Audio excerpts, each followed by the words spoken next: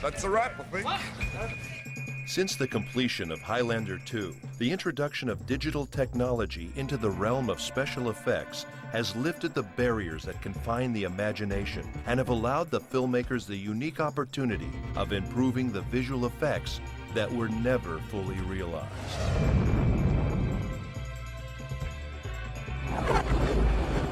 Going from the analog to the digital world essentially is like the invention of the airplane. You go from kind of how far can you drive to how far can you fly. Now we're up in the supersonic range. We haven't quite hit light speed yet, but we're definitely at supersonic. And so we can fly a hell of a long way. One of the biggest differences in then versus now is in the area of matte painting. And what we did originally was an extremely complex process of latent image matte painting. It was developed in like 1930 or something, where you shoot the live action and then you notch the film and open the camera, notch the film, shoot another take, notch the film. Then a matte painter starts painting and you expose 1 foot at a time of this thing. And you try to paint on a double exposure and re-expose the film. You reload it and reshoot it, which is an incredibly time-consuming process. So it was a very volatile technology. This is where the shield was projected in. Is a photographic element. This was original negative that would then be re-exposed. Black there, and then put the two together and re-expose this is a third pass. So it's like a giant optical printer. Of course, now today, we digitally paint onto three-dimensional structures with real windows put in, with real shots of glass, and the painters blend it all together and stuff. So now what you've got is you've got a three-dimensional photograph that you can look at. Now you're building essentially a virtual model world. It's a purely virtual space. It is a real object.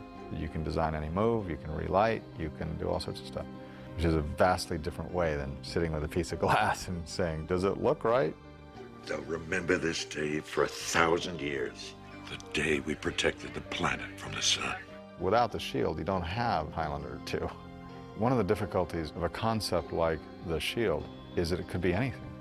It's not like saying, you know, this is the landing on the moon, and we've all seen the landing on the moon. This is a shield which envelops the Earth of massive energy that's always changing and fluxing.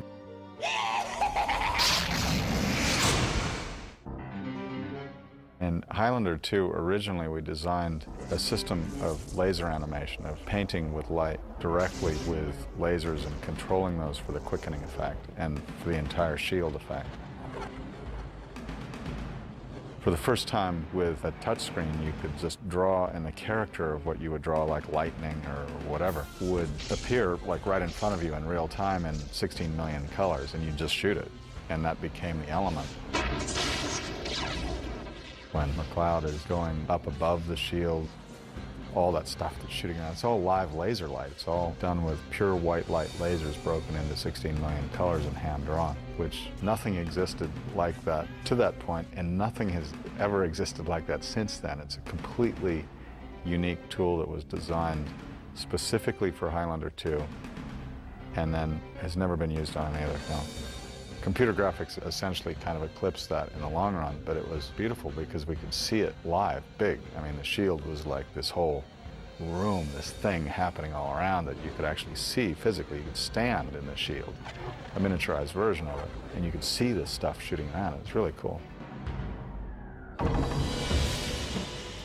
I think we shot 50,000 feet of elements that never even made it to the screen because we just didn't have enough time to even review all the material, much less finesse it and fit it together and make it happen. Now we've got complete digital access to every frame that we shot, plus another image bank of material that we're creating for this movie. I've had the creative discussions with Russell and Bill, and we've been able to all agree that, of course, the shield should be a tone of blue over a blue set. It should follow the lead that was established in the production design and principal photography and the direction. Of course, it can't be its own little world out there. You know, it's got to be made and cut from the same fabric. And so that's really what we're doing here, is we're evening out everything, and then we're adding to the movie inspirationally, where we can really go well beyond where we even thought we could go in the original. The shield is now predominantly a 3D effect. 3D motion graphics didn't exist when we did this movie, not on a commercial level. So we cheated with a lot of, real kind of liquid nitrogen and lasers and stuff.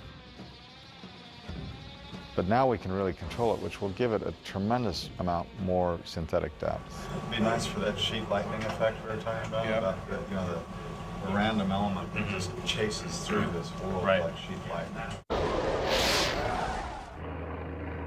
Ramirez's plane was originally a DC-3, which is a cool retro look.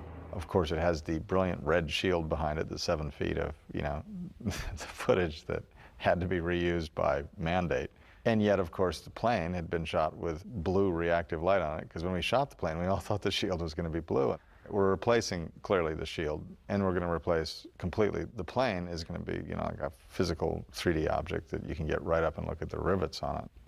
And you can do kind of a United Airlines maneuver on this thing to see Sean Connery and my beautiful future wife sitting in the set.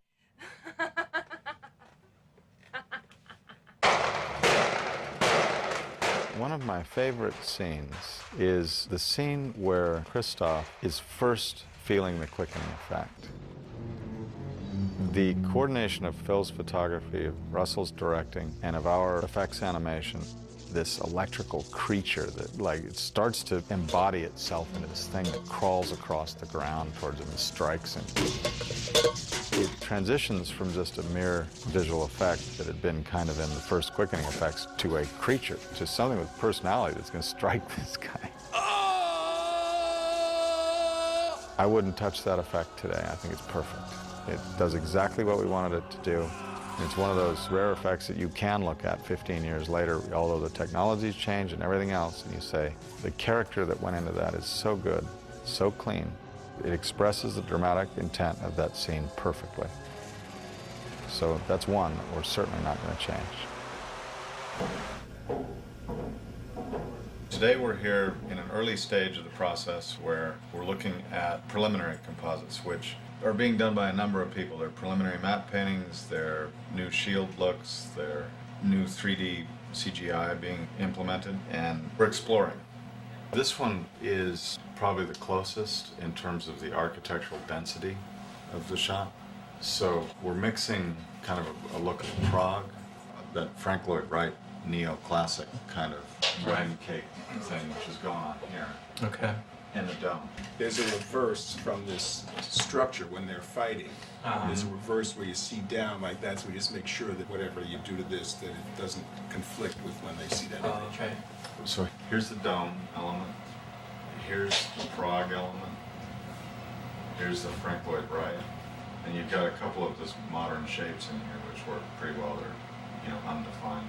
What works about this is you got kind of one of each to set the mood, and then you just build it out with kind of ND buildings around that. And then what doesn't work in this one is the whole thing is so cyan. So we need to, like the street lights that are coming up from down in here could be warmer. This one, the way it's working right now, has too much Prague in it. It's like all Prague, and it's too thick. We've got spires, spires, spires, spire, spire.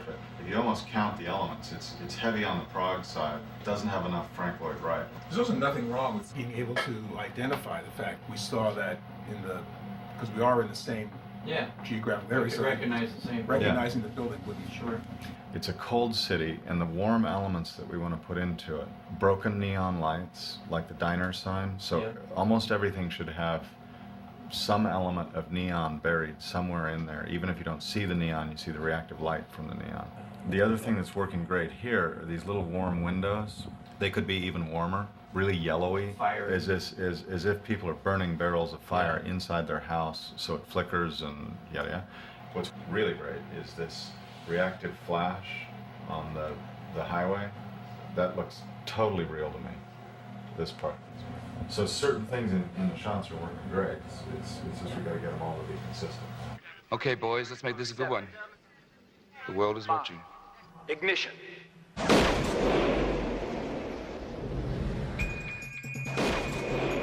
Visual effects work in terms of what we call turnarounds. You conceive everything, you pre-visualize it, you try to get some vision of what this is going to look like.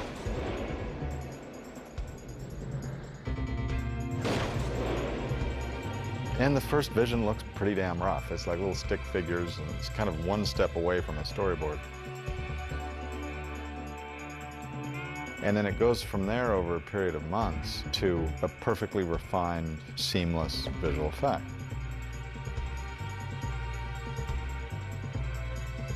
It may go through 30, 40, 50 iterations of seeing it and then fixing it, seeing it, fixing it, turning the turnovers. In an analog world, it may take many days to even see one turnaround. Now we can see a turnaround in 15 minutes.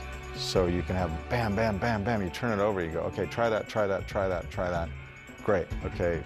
Then you go at it again the next day, and the really complicated shots, you can work at multiple resolutions, you can work at low res and see all sorts of cool stuff really fast, and then bump it up to high res, put 100 computers on it in a render farm, and see it come out the next morning. And critically, a shot that has maybe 200 layers to it, you can go into layer 157 and change the color and move it a little bit and see it again, so that it's not like having to work your way down through the layers and say, oh, that one's buried in the middle, we can't touch it, which is what the analog world's all about. Every one of those layers in this tremendously intricate book, you can pull them and access any page of the book and alter it and put it back in again seamlessly. This is everything that we've retransferred to HD, and these are the ones that we've been looking at this morning to get the style of it down, and we'll track them all the way out. Yeah, I think the number of effect shots is something like 200 or 300. Quite honestly, we're not even counting them. We're just doing them. I'm not a purist, I guess you'd say, in absolute digital has to solve everything. I think it's like a good recipe. I mean, you want a little bit of this, a little bit of that, and you mix it all up, and pretty soon you don't know what's real and what's not, and people don't care whether it's digital or not. The digital has become the best way to put it all together, undoubtedly. I kind of miss the analog physical aspect of it. It's become such a mental vapor business. Like the difference between getting a handwritten letter in the mailbox and getting an email. One's fast, but the other one's really beautiful. And so a lot of things have changed, and a lot of things stayed exactly the same. And so it's kind of getting to go back and revisit those things and realize how valuable the changes are in one's life. You know, it's a life's unique project for me, because Highlander 2 is probably the most influential project that I've ever done, because it really truly changed my life on a personal level and on a professional one.